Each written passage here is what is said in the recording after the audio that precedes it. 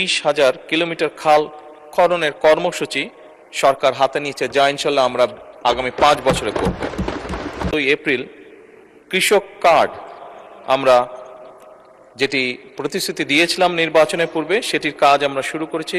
কৃষক কার্ড আমরা বিতরণ করেছি।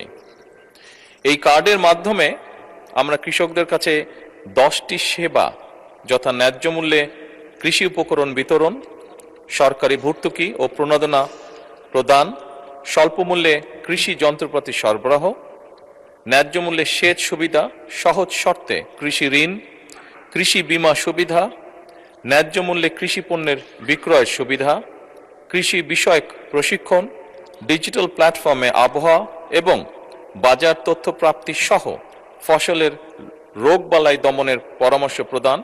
এই সকল বিষয় আমরা কৃষকদের কাছে পৌঁছে দেওয়ার চেষ্টা করব এবং ইনশাল্লাহ আমরা পৌঁছে দিতে সক্ষম হব।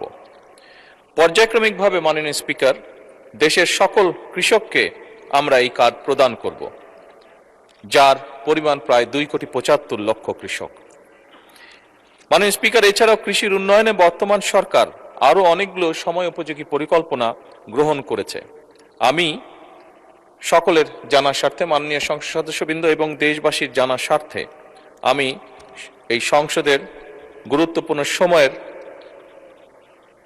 ভিতরে এই বিষয়গুলি সংক্ষেপে তুলে ধরতে চাই। প্রথমত, কৃষি উৎপাদন ও উৎপাদনশীলতা বৃদ্ধির জন্য সরকার উন্নত ও উচ্চ ফলনশীল বীজ, সুষম সার ব্যবহারের পাশাপাশি আধুনিক সেচ ব্যবস্থা সম্প্রসারণের পরিকল্পনা নিয়েছে। এই জন্য ইতিমধ্যেই 20,000 কিলোমিটার খাল খননের কর্মসূচি সরকার হাতে নিয়েছে, যা ইনশাল্লাহ আমরা আগামী 5 বছরে করব।